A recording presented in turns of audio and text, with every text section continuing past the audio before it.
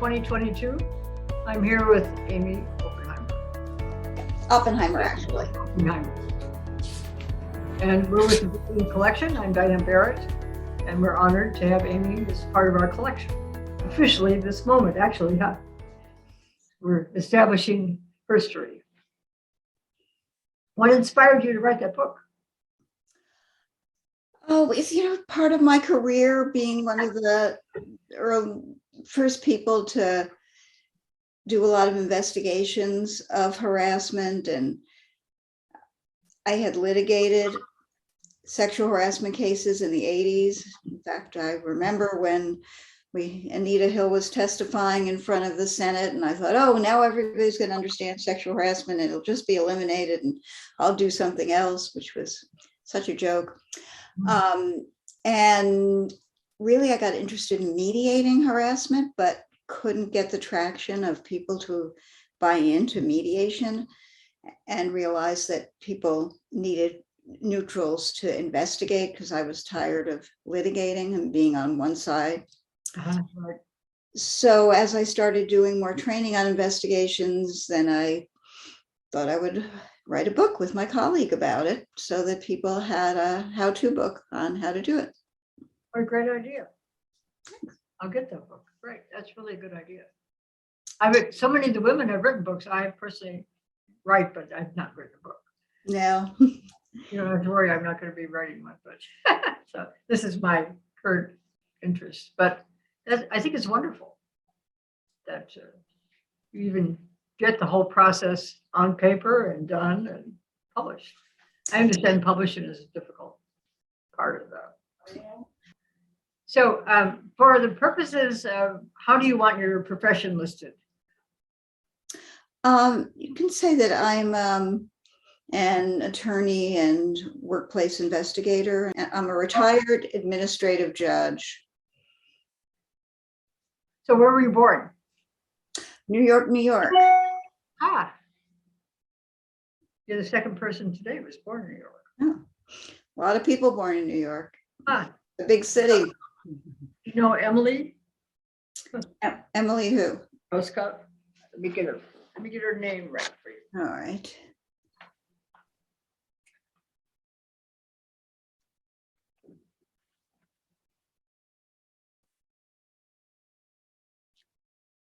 Doskow. Doskow. Oh, Doskow. Yes, I do know Emily. Good. She's from New York also. She worked at my office in the 1980s, probably. I just saw her a couple hours ago. How about that? That's great. Great. She's a wonderful person. And we have Donna Hitchens. We did edited hers, and hers is out actually now on the webpage as a. Oh, that's great. I had asked you about Donna at one Right. point, and you hadn't done her that. And I worked for Lesbian Rights Project between my first and second year of law school, and that's when I met Donna in 1978, I guess. And she's, she was a mentor and a guiding light, a really wonderful person. That's a great statement. I'll be sure she hears that. No, it's been fun meeting all these people. Yeah. My favorite Donna story was when Lesbian Rights Project was in the Tenderloin, pretty dicey neighborhood, and I'm a law student following her around, and we left the office one day, and some guy comes up to her and says, and she's a large woman, and he said, "I like my women big and strong." And she turned around to him and said, "So do I." Right. And then he said, that ended the conversation right there. Right. End of story. Good story though. Mm-hmm. I don't know. So do you have Astromeria on your desk? Your flowers, are those real behind you? Oh, they are real. They're I call them something else. Mm-hmm. Lily, some kind of lily. Right. But it's also called Astromeria. I'm a floral designer. So. Oh, okay. They grow in our garden. And they're very hardy. aren't Yes, they are. They last forever. They're great as cut flowers. I love them. Mhm. They look good in your background. Good choice. So you were born in New York. Then how did you migrate from there? Do you have siblings? I have two older brothers, Mhm. and I grew up in the 60s, graduated high school in 1970, was a hippie and radical, I'll put in quotes, and went to college for a year and dropped out and made my way out to Berkeley, California, where I could continue being a radical hippie, feminist, etc. My brother was living in the area, and I was not engaged in college, so I was a college dropout and arrived in January of 1971. My grandfather had 4 sons, and each one has a daughter who's a lesbian. Oh. So I am not alone. I've got 3 cousins, all of whom I adore, and some other lesbians that are not as close, but I know more peripherally. I don't think we've got any gay men that I can think of. So the reason I ask that is you go through the Cal State Dominguez Hills archives that we give to, you'll see that they do a little synopsis right next to your video. And in that, it mentions if you have any genetic link to gays. So when did you decide that you were going to be successful in school and pursue a law career? well, I think that I realized after dropping out of college that I had done theater. I would have loved to be successful in theater, but that was not going to be likely to happen. And that if I didn't go back to college, then I could have very limited choices of what to do. And I knew I was smart. And California had this great system where I could basically go to community college for free and then automatically transfer to Berkeley. So I took advantage of it and just sort of followed one step after the other.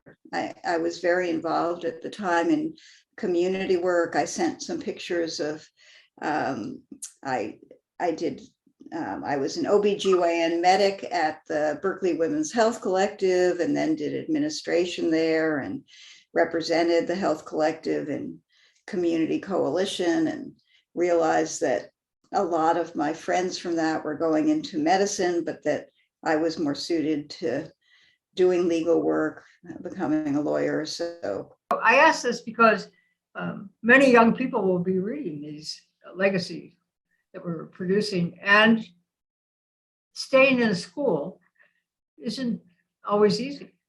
So many other things are going on in a young person's life that to say you're going to put your nose to the grindstone, as they say, isn't attractive. And yet women need to support themselves, so they need a career, most of them.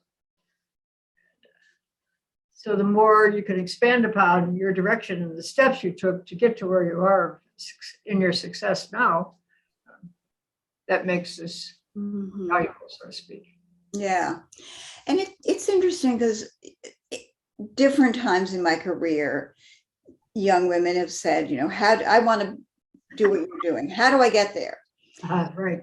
And often my response is just, there's no substitution for experience.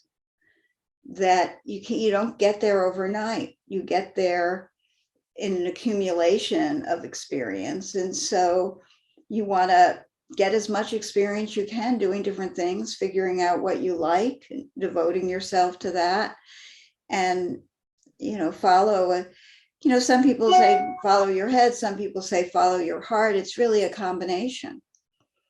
And there's times that I didn't follow my heart because I knew that was not going to get me where I needed to go. But I also didn't go into law because I was ambitious about just general success, or I wanted to make a lot of money. I went because I was a feminist, and I felt like a place that I could do good was becoming a lawyer. And so what opportunities resonate with somebody that they feel like would be a good fit for them. If you find something that you like to do, you're going to have a lot more success. That's true. You mentioned community service volunteering there. What's a good, so if somebody says, okay, I want to do that. So where should they start? Yeah, I think that that's a great thing to do, because you can figure out, well, all right, for me, I was a feminist, and I'm always also very practical oriented. So there's a women's clinic, so I could learn skills about health, and I could deliver them with not, too much education, because there are some health skills that you can learn to deliver before you are very long in your education. And so that was a great fit. But again, there's so many volunteer opportunities that any interest that you have, it's a chance to meet people. I mean, certainly pre-COVID it was. Hopefully people are going to be back in the real world and connecting again. And so you can develop a community of like-minded people. You can learn skills. You can find out what you like and don't like. You can get the kind of experience that helps you get into a college or a graduate program. So I'm shy. How do I go to get the volunteer opportunity? How do I get somebody to say, okay, volunteer with us? I know I have to make a first step. Yeah, I think you do a little bit of research about what interests you and what opportunities there are. And then you send an email and say, can we have an informational interview, or do you need volunteers? And that's good. I think that's what I'm looking for, some concrete statements. The person can say, oh, I could write that down.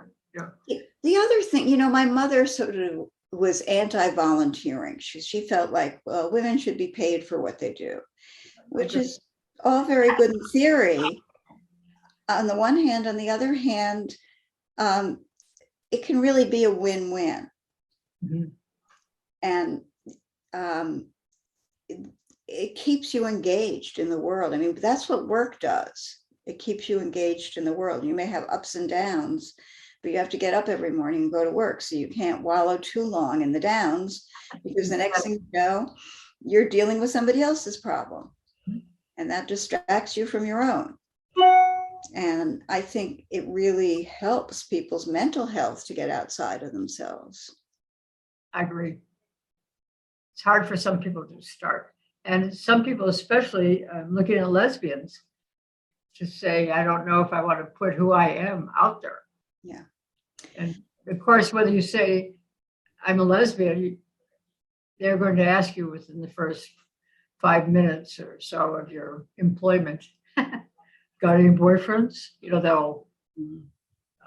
Well, that depends where, and if being able to be out is important to you, then you choose an organization where you feel it would be safe. I think the important thing is being accepted. Yeah. And once you do that, then you can be out. That could come next. So what's your greatest adventure so far in your life? I feel like my life is one big adventure. I don't know, maybe having kids. You have children, right? I have 2 adopted children, and you never know what you're going to get with kids, and what the next issue is going to be.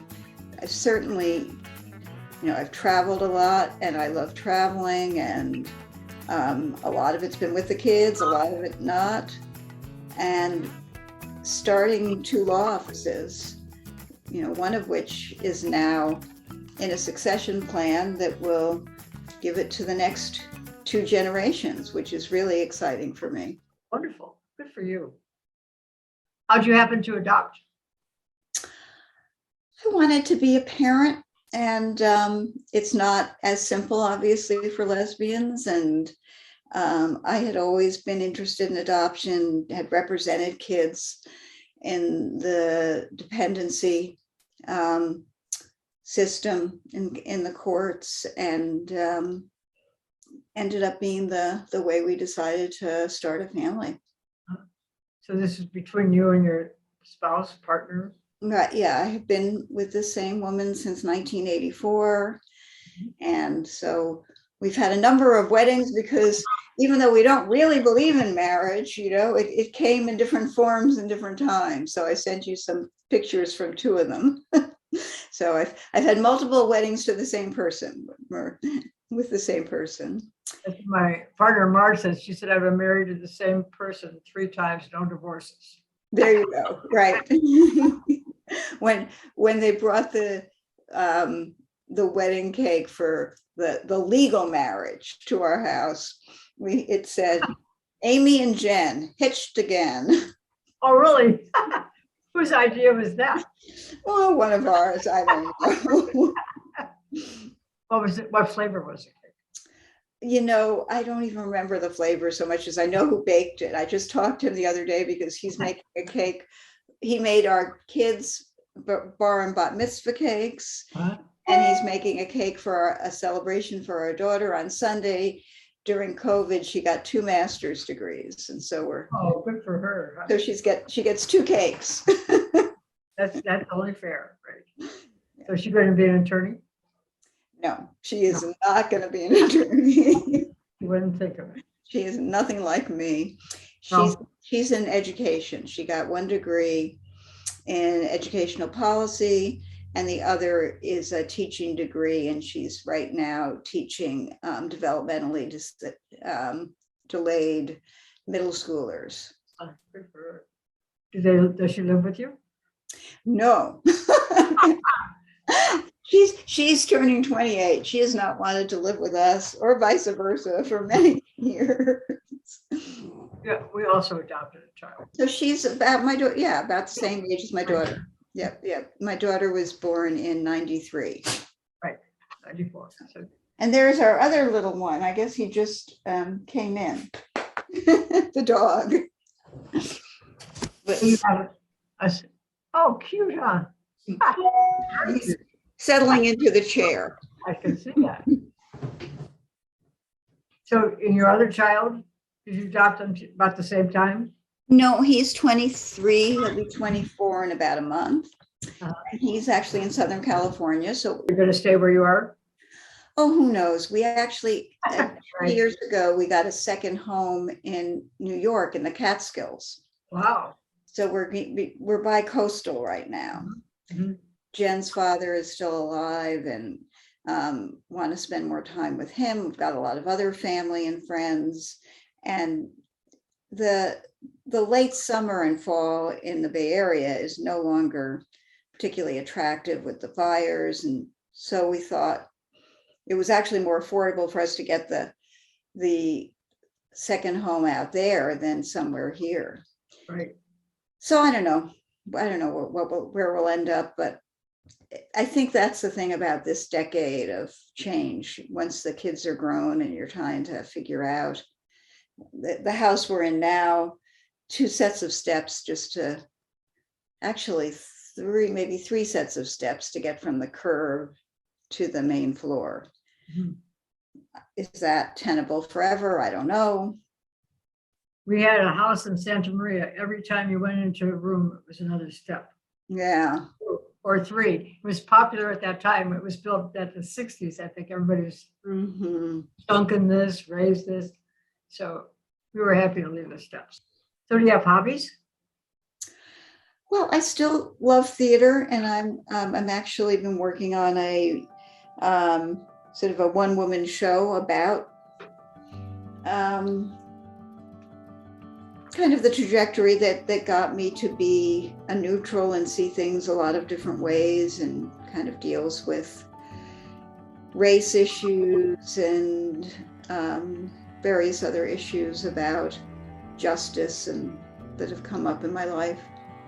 So you're writing it, or you're going to? You're right. Will you act? Will you be the primary actor, or? Well, I think initially, if it happens, I will be. I don't know. I was telling Jennifer the other day, if I would finish it and perform it twice to a group of anywhere between 10 and 50 people, that's going to be good enough. I'll be done. And if it goes further, great. And if it doesn't, that's okay. Huh. So we'll see. Yeah, good for you. I see a bigger audience than. There may be, but I don't want to I just want to start with let's finish it, you know? So it's important to you. It's Yeah. yours. Yeah. Yeah, it is. And I think other than that, you know, traveling and reading and yeah. So your hobbies are more writing and I like that idea actually. Well, and I hope that we'll travel more as COVID decreases. We just got back from South Africa, and I had a Fulbright fellowship to go teach there. So that was a great motivation to get us there. But, you know, what a beautiful country, and first time in Africa. There's so many places I want to go. So how long were you there? Just 3 weeks. That was fast. Yeah. So what does your partner do? She is a writer, and as a career, she's had a lot of different interests and careers more than me. I tend to be sort of monofocused, and her degree is in foreign relations from Georgetown, and she was going to go in, maybe do work for the State Department, and didn't, and then she was looking for another interest. Oh, I got a crier. Do you need to leave? Come here. Come here. Don't cry. Don't cry. You're okay. Come here. Barry, what's his name? His name is Alfie. Alfie? Alfie wants to be with his other mom who's getting a massage. Right. Probably would like a little massage himself. Yeah, exactly. Yeah, you like that. Happy to be with you. So then she started writing. She worked at the San Francisco Women's Bookstore for a number of years, Old Wives' Tales, and then went back and got a master's in geography and did a whole career in environmental sciences. And now that she's got a project or two she's still working on. So what's your favorite Disney movie or fairy tale? What's my favorite Disney movie or fairy tale? It's not a genre that. The first one that comes to your mind, you don't have to think about it. A Disney movie that comes to mind. I don't know. I mean, seems like they're doing some really interesting ones as time goes on. But then I think about the classic Fantasia. Like that one, yeah. Oh, so you did have one. Your dog is very cute. Oh, I know. Isn't he photogenic? Oh my gosh. He's just darling, yeah. I know. We wanted to know if this Airbnb would let us have a dog, and they said send a picture. Well, boy, he passed that. Right. So, in closing, if you knew that your life was ending soon, how would you like to be remembered?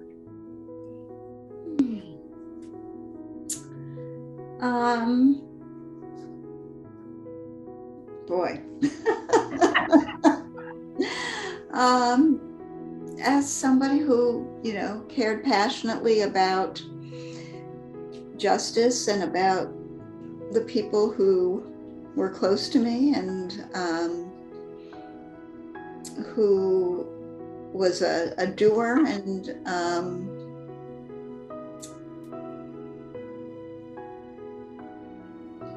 you know, cared about the world. That's good. I like that. So, but thank you. Thank you. Okay. Thank you. Very nice to meet you. Likewise. All right. Take care. Okay. Have a good evening. Bye. You too. Bye.